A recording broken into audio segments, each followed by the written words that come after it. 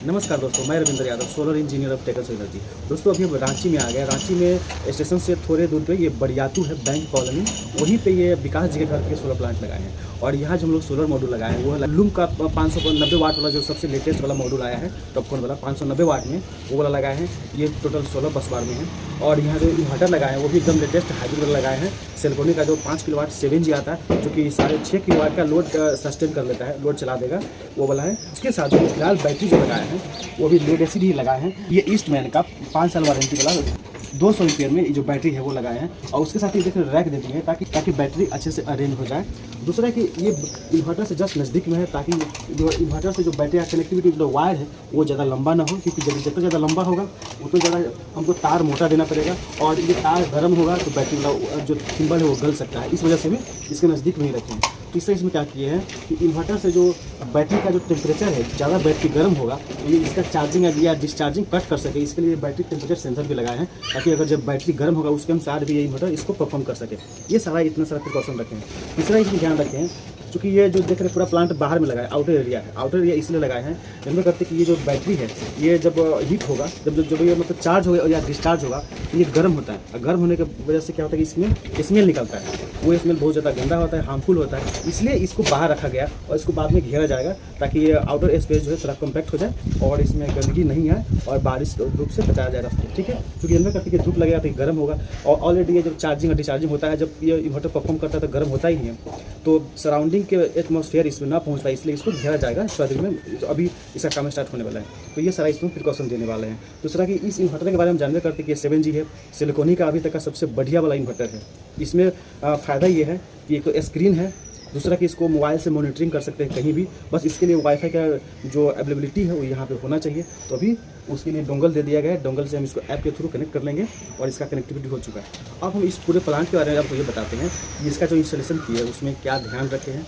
और चूँकि जनरल करते हैं जहाँ जो जिस तरह का स्पेस मिलता है उस स्पेस का यूटिलाइजेशन करते हुए हम लोग कोई भी सोलर प्लांट लगाते हैं। और जो इन्वर्टर जो भी है इसका इंस्टॉलेशन करते हैं, चाहे अर्थिंग करते हैं, अरेस्टर लगाते हैं, उसका वायरिंग करते हैं, पाइपिंग करते हैं, सारा कुछ का ध्यान रखते हैं। तो हमने यहाँ पे क्या क्या मेंटेन किया है और आप लोग भी अगर इंस्टॉल करवाते हैं तो आपको क्या क्या ध्यान रखना है आपको बताते हैं। मेरा मानना है कि अगर कोई सोलर प्लांट लग रहा है तो उसका सबसे इम्पॉर्टेंट पार्ट है उसका इंस्टॉलेशन, और उसमें भी उसका स्ट्रक्चर, उसका वायर, उसका connector, ACDV DCDV, earthing, arrester, ये सारा कुछ जो है सबसे इम्पॉर्टेंट पार्ट है। तो देख रहे हैं कि इसका स्ट्रक्चर हम लोग पूरा लगा लिए जो जगह हमें दिया गया था कस्टमर के द्वारा। यहाँ इनका जो स्पेस है बहुत ज़्यादा ही जिग-जैग है और मात्र पानी का टंकी वाला जो छत है उतना ही है, बाकी सब अदर स्पेस है। फिर भी हम लोग इसको अच्छे से डिजाइन करके इनको लगा के दे रहे हैं। अगर आपको भी लगवाना है तो हमसे संपर्क कर सकते हैं।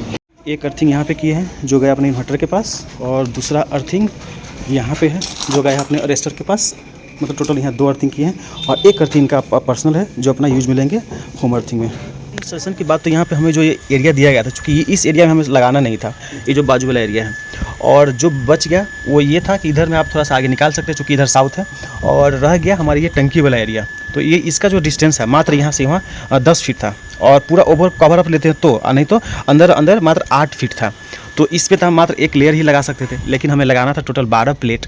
और दूसरा इसके पीछे में जो करकट वाला एरिया है, इस पे हाइट करके चूँकि टंकी के ऊपर लगा रहे हैं तो इसका छाया इस पे आ रहे हैं, देख रहे हैं अभी भी आ रहे हैं। और जब 12 बजे जब दिन होता है तो थोड़ा सा आगे चल जाता है, तो इसको हम आगे पूरा कवर कर लगा नहीं सकते थे। इसका मतलब है कि जो एक लेयर है, एक लाइन जो है वहाँ तक हम लगा सकते थे। तो देख रहे हैं कि एक लाइन हम वहाँ तक लगाए हैं, बस जितना एरिया बचा हुआ था। तो ये हो गया साइडो फ्री एरिया, जिसमें अभी 3 लगाए हैं, एक अभी लगेगा, ठीक है। तो इस तरह से 4 प्लेट वहाँ लगा लिए, ये 3 सेट में जैसा हम हर जगह लगाते थे एकदम GM लगा करके अब पूरा GI वाला स्ट्रक्चर लगाए हैं।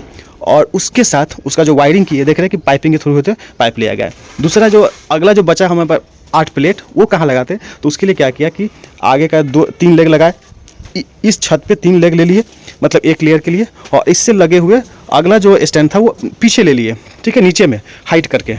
और नीचे में हाइट करके चूँकि और आगे कर नहीं सकते थे, चूँकि जो पानी है पानी भी इसके अंदर में गिरना चाहिए, और यहाँ से यहाँ का डिस्टेंस फिर से 8 फीट था।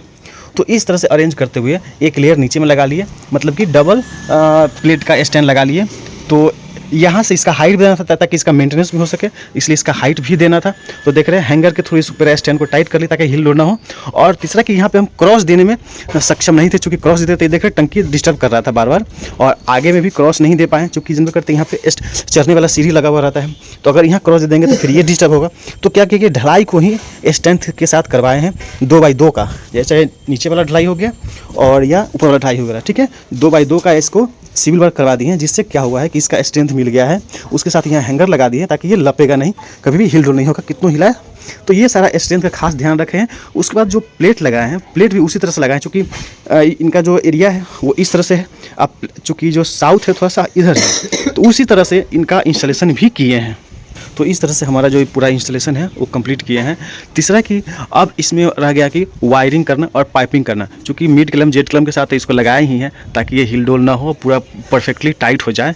और इसमें जो वायरिंग की है वो भी कहीं से लटका हुआ ना रहे ताकि कोई आके नोच नाच ना कर दे, और इसका लाइफ थोड़ा लंबा हो। और पूरा पाइप के थ्रू इसका लगेगा, जो पाइप भी यूज किए फिर से वही 2 mm वाला है ताकि ये इसका लाइफ ज़्यादा हो। और इस तरह से पूरा ये जो मेरा इंस्टॉलेशन है कंप्लीट हुआ है। और इसमें लास्ट पार्ट आता है इसके अरेस्टर का। तो लाइटिंग अरेस्टर हमें ध्यान रखना था कि पहला कि इस स्ट्रक्चर से हटके हो थोड़ा सा, मतलब इस स्ट्रक्चर का इस अरेस्टर का कोई कनेक्टिविटी ना हो। तीसरा कि इसमें जो हम लोग वायरिंग करेंगे वो भी पूरा सेपरेट हो, सेपरेट पाइप के थ्रू हो, वो भी अलग किए हैं। तीसरा कि इसमें जो ध्यान देना है कि अगर हमें जब इतना सारा स्पेस मिल रहा है जहाँ पे पूरा करकट वाला एरिया रहता है या फिर हमको स्पेस नहीं मिलता, तो फिर इस स्टैंड पे हम थोड़ा आगे निकाल कर लगा सकते थे। लेकिन हम चूँकि यहाँ पे स्पेस है हमारे पास अवेलेबल, तो क्या किया कि इससे एटलीस्ट इसका कॉन्टैक्ट नहीं होना चाहिए, तो कॉन्टैक्ट नहीं किए। देख रहे थोड़ा सा आगे है। और दूसरा कि इसका हाइट जितना है, जितना भी लास्ट हाइट है यहाँ तक, उससे इसको हाइट पे लगाना है, ठीक है, ताकि अरेस्टर कामयाब हो, वरना कामयाब नहीं होगा। मान लीजिए कि हम इस हाइट पे ही अगर इसको लगा देंगे तो इससे ज़्यादा हाइट हमारा सोलर ही है, तो इस किस काम का रहेगा, ठीक है, अरेस्टर में। इसीलिए इसको इस तरह से लगाए हैं। देख रहे इसमें स्टैंड को जोड़े हैं, फास्टनेस वर्क किए हैं, और इसके साथ वहाँ पे इंसुलेटर लगाए हैं। और इंसुलेटर से होते हुए वहाँ पे स्पाइक है, और यहाँ पे तार कनेक्ट किए लगा करके, देख रहे हैं उस अपने अरेस्टर में वहाँ पे तार कनेक्ट किया, उसको पाइप के थ्रू ले गए अंदर नीचे अर्थिंग के साथ, ठीक है। और ये सेपरेट पाइप गया, किसी से इसका कोई कॉन्टैक्ट नहीं है। इस प्लांट में जो 3 पार्ट है, पहला जो सोलर मॉड्यूल है, दूसरा जो ये इन्वर्टर है, और तीसरा जो ये बैटरी है, इस तीनों का विशेषता क्या है। तो पहला हम सोलर मॉड्यूल से समझते हैं। सोलर मॉड्यूल अभी जो सबसे लेटेस्ट वाला आया है, जो कि टॉपकॉन में 590 वाट वाला है। सबसे ज़्यादा लेटेस्ट वाला लगाने का फ़ायदा ये होता है क्योंकि डे बाई डे हर 2-3 महीने पे नया टेक्नोलॉजी आ जा रहा है, हर 6 महीने पे कम से कम टेक्नोलॉजी तो चेंज हो ही जा रहा है। पहले पॉली आया, फिर मोनोपर्क आया, फिर मोनोपर्क हाफकट आया, फिर अब ये टॉपकॉन आ गया। मोनोपर्क हाफकट नहीं, टॉपकॉन आ गया। अब इसके बाद और भी टेक्नोलॉजी चेंज होने वाला है, और डे बाई डे प्लेट का जो साइजेज है और जो वाटेज है वो वेरी करते जा रहे हैं। तो अगर हम लेटेस्ट टेक्नोलॉजी वाला सोलर मॉड्यूल अगर लगाते हैं तो उसका फ़ायदा ये है कि हम उसके साथ कंप्लीट कर पाएंगे, और हमें कम जगह में ज़्यादा जनरेशन मिल जाता है। जैसे कि अभी जितना जगह में हम इनको लगा के दिए हैं पूरा 6.5 किलोवाट का, अगर एक मिनट और लगा देंगे इनका 7 किलोवाट का मॉड्यूल लग गया, इतना ही सारे स्पेस में और इतना जिग जैग स्पेस में। लेकिन अगर वही अगर पॉली मॉड्यूल लगाते हैं तो बहुत से बहुत 3 से 4 किलोवाट का इनको सोलर प्लांट लगा के दे सकते थे, जो इतना जगह था उसके अनुसार। तो यही फ़ायदा है अगर हम लेटेस्ट टेक्नोलॉजी वाला अगर सोलर मॉड्यूल लगाते हैं तो उसका फ़ायदा ये है। और दूसरा कि इसका जनरेशन ज़्यादा है, पहले जो मॉड्यूल आता था उससे उसके गुना में इसका जनरेशन भी ज़्यादा है, ठीक है। हर वेदर में ये बढ़िया काम करता है, तो ये सारा इतना सारा बेनिफिट है। दूसरा आता है कि ये जो सोलर इन्वर्टर है, इस इन्वर्टर का विशेषता क्या है, ये इन्वर्टर हम जो लगाए हैं इसका कारण क्या है। तो पहला कि इनका लोड जो है कभी भी वेरी कर रहा है, ठीक है, कभी 2 किलोवाट चल रहा है, कभी 1 किलोवाट चल रहा है, कभी 5 किलोवाट, कभी 6 किलोवाट जो लोड चल रहा है। और दूसरा कि यहाँ इनका ठीक था कि अगर हम लोड नहीं चले, क्योंकि सोलर प्लांट मॉड्यूल हम लगा दें 6.5 किलोवाट का, लेकिन लोड चल रहा है हमारा 1 किलोवाट, कभी 500 वाट, कभी 5 किलोवाट, कभी 2 किलोवाट, मतलब लोड अल्टरनेट है, वेरी कर रहा है। तो उस पीरियड में क्या है कि जो सोलर से जनरेशन आए उस, क्योंकि बैटरी तो एक बार चार्ज करके बंद कर देगा, उसके बाद बार चार्ज करेगा नहीं, लेकिन लोड तो इनको दिन भर चलाना है। अभी सोलर मॉड्यूल की बात करें, जब सोलर चार्ज करेगा उस पीरियड की बात करें तो लोड तो इनको पूरा दिन भर चलाना है, लेकिन बैटरी तो चार्ज है। तो अदर जो पावर है सोलर का वो कहाँ जाएगा। तो अगर नेट मीटरिंग हो जाएगा, इट मीन्स अगर हाइब्रिड प्लांट लगा देते हैं तो नेट मीटरिंग होगा, और नेट मीटरिंग का फ़ायदा ये होगा कि जो पावर यूज नहीं हो रहा है वो पावर चला जाएगा ग्रिड में, मतलब एक्सपोर्ट ऑन हो जाएगा, एक्सपोर्ट हो जाएगा बाई डायरेक्शनल नेट मीटरिंग वाला। तो ये फ़ायदा हो गया, इसलिए यहाँ हाइब्रिड दिए हैं। और उसके बाद यहाँ सिल्कोनी का जो 7G दिए हैं उसका फ़ायदा ये है, ये सबसे लेटेस्ट वाला है, इससे बढ़िया इन्वर्टर कोई भी है ही नहीं इंडिया में। दूसरा कि ये टेक्नोलॉजी वाला इन्वर्टर जो यहाँ लगाए हैं, ये टेक्नोलॉजी और कोई नहीं बना है अभी फ़िलहाल में। तो ये फ़ायदा है, क्योंकि महंगा तो है लेकिन ये टेक्नोलॉजी कोई और अवेलेबल नहीं है, सबसे लेटेस्ट वाला टेक्नोलॉजी है, इसलिए ये इन्वर्टर लगा है। इसका फ़ायदा ये है कि एक तो हाइब्रिड है, दूसरा कि मोबाइल से कंपेटेबिलिटी है कि मोबाइल में बैठे बैठे ऐप के थ्रू हम कहीं भी चेक कर सकते हैं कि हमारा जो प्लांट परफॉर्म कैसा कर रहा है। नेट मीटिंग हो जाएगा तो ये डायरेक्शनल हो जाएगा। इसमें लोड हैंडलिंग बहुत ज़्यादा है, इसका जर्क पावर इसका लगभग 2 गुना है। अगर ये 5 किलोवाट है, इसमें 10 किलोवाट का लोड भी अगर जर्क पावर आया फ्लक्चुएट करके तो ये बंद नहीं पड़ेगा। तीसरा कि अगर हम रनिंग लोड भी अगर इसमें 6 किलोवाट चला देते हैं तो भी ये बंद नहीं पड़ेगा, क्योंकि ये ऑलरेडी 6 किलोवाट का ही इन्वर्टर है, लेकिन इसको 5 किलोवाट में इसको बनाया गया है और इसको नाम दे दिया है 5 किलोवाट 7G+, ठीक है। लेकिन इसका एक्चुअल पावर 6 किलोवाट है। आपको टेस्ट करके दिखलाएंगे। दूसरा बात इसमें आता है कि ये टेक्नोलॉजी इसमें इतना सारा है कि इसमें आप लिथियम बैटरी लगा दीजिए, लेड एसिड लगा दीजिए, एसएफ लगा दीजिए, कुछ भी लगा दीजिए, आप ये कंपैटिबल हो जाएगा। इतना सारा बेनिफिट है, इसलिए लगाया गया है। और ये 5 साल वारंटी में आता है और इसका वारंटी एक्सटेंड करके 10 साल भी कर सकते हैं। तो ये सारा बेनिफिट है, इसलिए लगाया गया है। और तीसरा कि ये डबल एमपीपीटी में आता है और इसका एमपीपीटी रेंज भी बहुत ज़्यादा है, ताकि इसमें हम लगभग जो सोलर मॉड्यूल है हम लगभग 9 किलोवाट का लगा सकते हैं। मतलब इस इन्वर्टर पे 9 किलोवाट का सोलर प्लेट लगा सकते हैं। ये भी और अदर जो इन्वर्टर है उसमें बेनिफिट नहीं है। अगर किसी कंपनी का अगर आप 5 किलोवाट का अगर इन्वर्टर लगा रहे हैं तो उसमें आप बहुत से बहुत 6 किलोवाट का 6.5 किलोवाट का सोलर प्लेट लगा सकते हैं, लेकिन इसमें 9 किलोवाट लगा सकते हैं। ये बेनिफिट है, इसीलिए यहाँ पे ये लगाया गया। अब इसके बैटरी की बात कर लेते हैं। इसकी बैटरी है 200 एम्पियर में है और ये जनरल करते हैं कि ईस्ट बैन का बैटरी है। वारंटी तो फिलहाल 5 साल में है, लेकिन इसका अगर रख रखाव ठीक से करेंगे तो ये कम से कम 7 से 8 साल चलेगा। अब लास्ट बात आता है इसके इंस्टॉलेशन में और इसके वायरिंग में, क्योंकि हम लोग जो ज़्यादा करके ध्यान देते हैं उसके इंस्टॉलेशन में देते हैं। जो इसका स्ट्रक्चर है वो बढ़िया से फाउंडेशन हो जाए, उसका स्ट्रेंथ के साथ हो, ताकि तुमको टेढ़ मेढ़ ना हो, ताकि इसका जो भार है सोलर जो प्लेट लगा है उसका भार जो पूरा बैलेंस हो, उसके साथ इसका सिविल वर्क हो, फास्टनर वर्क हो। तो ये सारा कुछ किया है ताकि इसका लाइफ ज़्यादा हो। उसके बाद कहीं भी कट के स्प्रे कर दे ताकि उसको कहीं रस्ट न लगे। रस्ट नहीं लगेगा तो इसका लाइफ ऑलरेडी ऐसे ही बढ़ जाएगा। इसमें इसका जो वायरिंग करेंगे तो उसमें पाइपिंग की है ताकि बढ़िया से ज़्यादा दिन तक इसका वायर चल सके, वायर का लाइफ बढ़ जाए। इस इन्वर्टर में एक फ़ायदा और है, जैसे कि आप यहाँ पे एसी लगा है, गीजर लगा है, मोटर लगा है, उसके साथ लिफ्ट लगा है, कुछ भी लगा है, ये मतलब हेवी लोड हो गया, ठीक है। जो 1 किलोवाट से ऊपर का लोड लगा है, फ्रिज लगा है, कूलर लगा है, टीवी लगा, कुछ भी लगा है, लाइट फैन तो सब घर में लगा करता है। तो उसमें से अगर आपको कुछ लोड जैसे कि एसी हो गया, गीजर हो गया, ठीक है, उसका रेफ्रिजरेटर हो गया, मतलब कुछ ऐसा चीज़ जो हर टाइम नहीं चलता है, टाइम टू टाइम चलता है, उसको आप चाहते हैं कि हम अलग तार से कनेक्ट करें और उसका कनेक्टिविटी बैटरी से ना हो, चूँकि हम बैटरी बैंक तो बहुत कम दिए हैं, उसका कनेक्टिव बैटरी से ना हो। अगर वो भी तो थोड़ा टाइम के लिए हो, लेकिन एक सर्टेन टाइम तक मतलब सर्टेन डिस्चार्ज के बाद ये मतलब थोड़ा सा इससे चले। लेकिन अगर ज़्यादा देर लाइट कटा हुआ रह गया रात में तो बैटरी से फिर उसका कटअप बंद हो जाए। बाकी जो हमारा नॉर्मल लोड है, जैसे कि लाइट फैन है और सीसीटीवी कैमरा है, वो जो सॉफ्ट लोड है वो हमारा बैटरी पे एनी टाइम रन हो, ठीक है, ये बंद ना हो। जो सॉफ्ट लोड है तो उसको हम डाल देंगे बेसिक लोड पे, मतलब कि नॉर्मल लोड पे डाल देंगे। और जो आपका जो अदर लोड है, जो चाहते हैं कि उसको कंट्रोल कर सके, उस लोड को कंट्रोल कर सके, जब तक लाइट है या जब तक सोलर है उस पर चले, लेकिन बैटरी पे उसका लोड कम पड़े, क्योंकि बैटरी हम कम लगाए हैं इसके वजह से। तो इसमें वो सारा फैसिलिटी है कि 2 लोड है, 2 टाइप का लोड है, एक स्मार्ट लोड है, एक नॉर्मल लोड है। तो इस वजह से भी इसको लगाया गया है। जो स्मार्ट लोड है उसको हम हेवी लोड में डाल दिए हैं ताकि बैटरी का यूजेज कम हो, और जो बैटरी जब सर्टेन टाइम तक डिस्चार्ज हो जाए तो फिर बाकी जो बैटरी है वो सिर्फ नॉर्मल लोड में यूज हो, जिससे क्या हो कि हमारा घर जो कभी ब्लैकआउट नहीं होगा। ये सारा बेनिफिट है, इसलिए भी इसका इंस्टॉलेशन यहाँ किया गया है। और जहाँ जहाँ स्मार्ट, जैसे कि स्मार्ट होम्स होता है, वहाँ पे इस तरह का इंस्टॉलेशन हम लोग इसीलिए करते हैं। चाहे कोई होटल्स हो गया, कोई रेस्टोरेंट हो गया, कोई हॉस्पिटल हो गया, ठीक है, इस तरह की जगह पे ही इस तरह का हम लोग इंस्टॉलेशन करते हैं। इस तरह का इन्वर्टर हम लोग। कितना वोल्ट है? 296 वोल्ट है पहला स्टिंग, पार्टी ठीक है, प्लस माइनस सब ठीक है, 96 वोल्ट ठीक है, निकालिए। दूसरा का प्रायोरिटी इसमें 247.3 वोल्ट है, ठीक है, मतलब एक में इसमें 5 है और उसमें 6 है, बढ़िया है, ठीक है, प्रायोरिटी भी ठीक है। अब यहाँ पे ठीक लगाए हैं, ठीक है, माइनस से माइनस, प्लस में प्लस लगाइए, ठीक है, ठीक है। 1 मिनट, 247.7 वोल्ट ये वाला है, ठीक है, ये वाला सही हो गया। अब दूसरा चेक कीजिए, माइनस से माइनस डालिए, अब प्लस में प्लस, प्लस में प्लस, प्रायोरिटी ठीक है। 296.4 वोल्ट ये भी प्रायोरिटी सही है। अब इन कर सकते हैं। अब यहाँ पे देखने दीजिए, अब यहाँ पे क्या है कि प्लस, ये प्लस कनेक्टर में माइनस दिया हुआ है, मतलब प्लस में प्लस जा रहा है, ठीक है, माइनस कनेक्टर में माइनस दिया हुआ है, मतलब जा रहा है, मतलब ठीक है। अब इन कर सकते हैं। से सप्लाई आ गया सोलर का। अब ये वाला स्विच दीजिए, रोटरी ऑन कीजिए, ताकि इसमें और बंद नहीं कोई दिक्कत नहीं उससे। इसमें अब पावर आएगा। अभी सोलर से जनरेशन आ रहा है 2.25 किलोवाट का, 2 किलोवाट का लोड चल रहा है। छाया के बाद दिक्कत, 2 किलोवाट का लोड चल रहा है, देख रहे हैं। ग्रिड से कुछ भी नहीं ले रहा है, पूरा मिक्सिंग है, ठीक है। मतलब जितना लोड, चूँकि बैटरी चार्ज है तो जितना लोड चल रहा है उतना जनरेशन करता जा रहा है। और ग्रिड जीरो है, ग्रिड का कनेक्टिविटी है। कंप्लीट सिस्टम को एक बार फुल लोड पे टेस्टिंग ले लेते हैं और उनको बोलते हैं सारा लोड जो है ऑन कर दीजिए।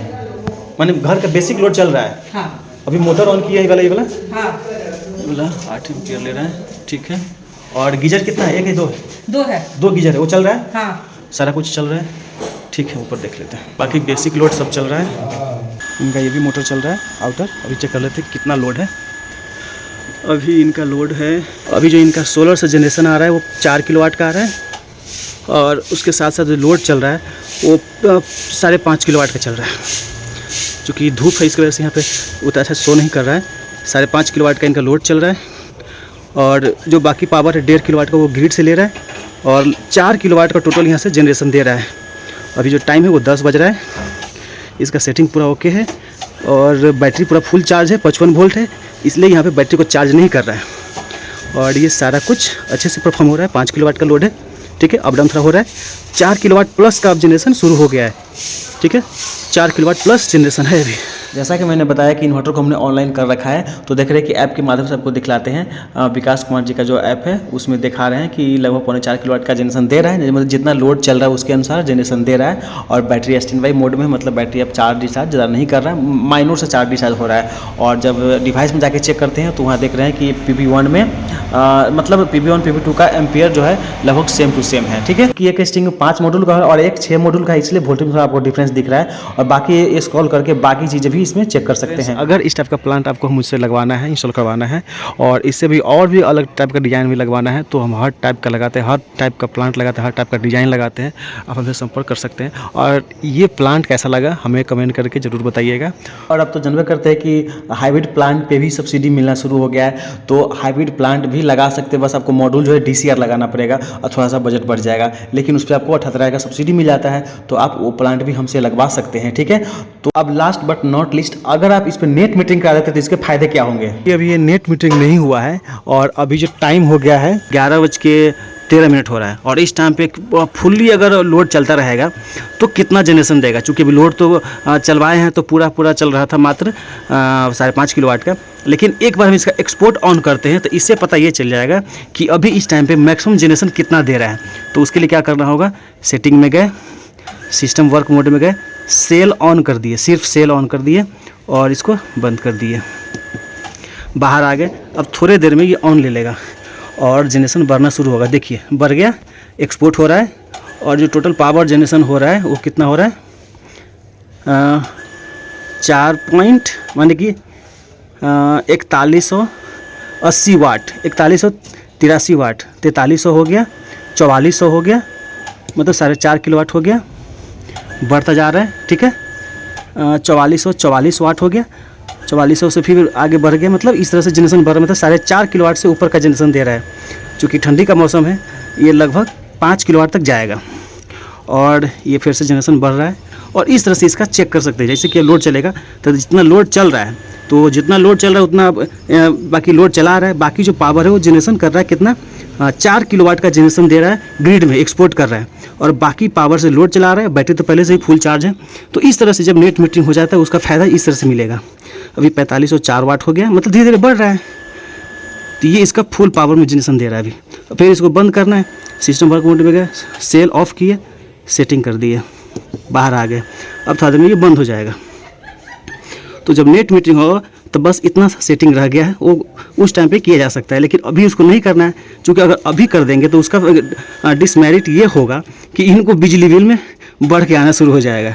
तो अभी ये नहीं किए हैं, एक्सपोर्ट ऑफ करके रखे हुए हैं, और जब नेट मीटरिंग हो जाएगा तो एक्सपोर्ट ऑन करेंगे, तो इस तरह से इनको फ़ायदा मिलना शुरू होगा। तो हाइब्रिड का यही फ़ायदा है, ठीक है, कि जो पावर यूज नहीं हो रहा है वो ग्रिड में एक्सपोर्ट हो जाएगा, और जिससे क्या होगा कि हमको बिजली बिल में रिबेट मिलेगा। मतलब बिजली बिल भी जीरो होगा, लाइट भी नहीं कट रहा है, मतलब पूरे दिन रात लाइट भी नहीं कटेगा, क्योंकि बैटरी लगा है। तो जितना देर लाइट कटेगा उतना बैकअप दे देगा। उसके बाद जो रात में बिजली यूज होगा वो हम दिन में ऑलरेडी यहाँ से एक्सपोर्ट कर रखे हैं।